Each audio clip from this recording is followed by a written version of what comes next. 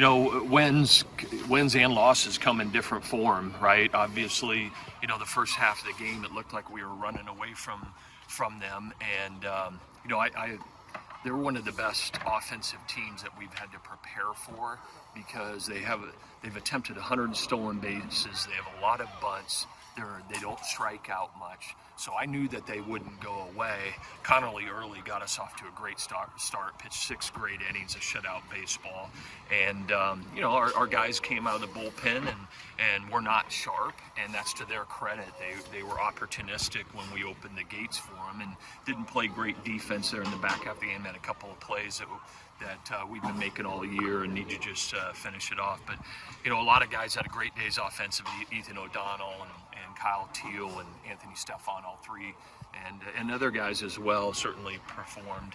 And, hey, listen, when it comes to championship time and you're at the end of the year, there's going to be a lot of games where you're going to be in one-run games. And even though it wasn't pretty for Jay Wolfhook in the 9th inning, he's shown an ability to make the big pitches when we need it the most.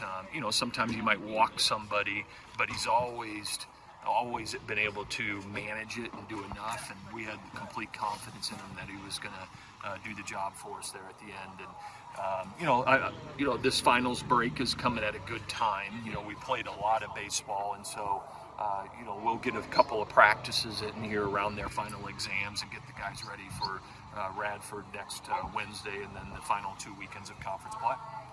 Your scoring margin, is one of the best in the country. Is it good to get into a couple of games like this to kind of prepare for what's coming ahead? Well, honestly, I'd like them all to be blowouts, but that said, that's not real. That's not what happens in our league.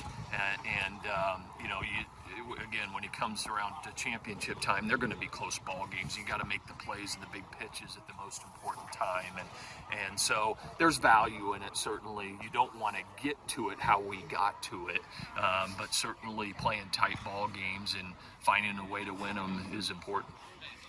The bullpen, how big of an issue is it when you look at it right now? You're going to the exam break, looking to shift some things around. Yeah, well, it's. Certainly there's guys that have done the job for us, but it hasn't been as consistent as you wanted it to be.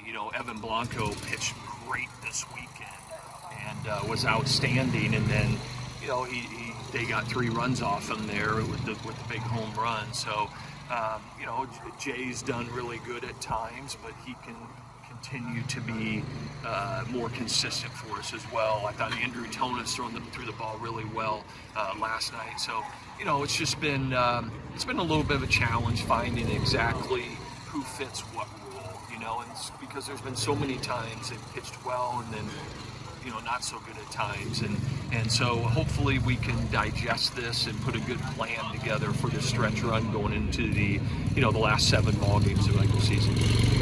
Over these 2 days, what did you kind of see from you guys out here rebounding? Well, I thought we played really good baseball. I thought offensively we did some very, very good things, and didn't finish games from a pitching standpoint that I'd like to see us do.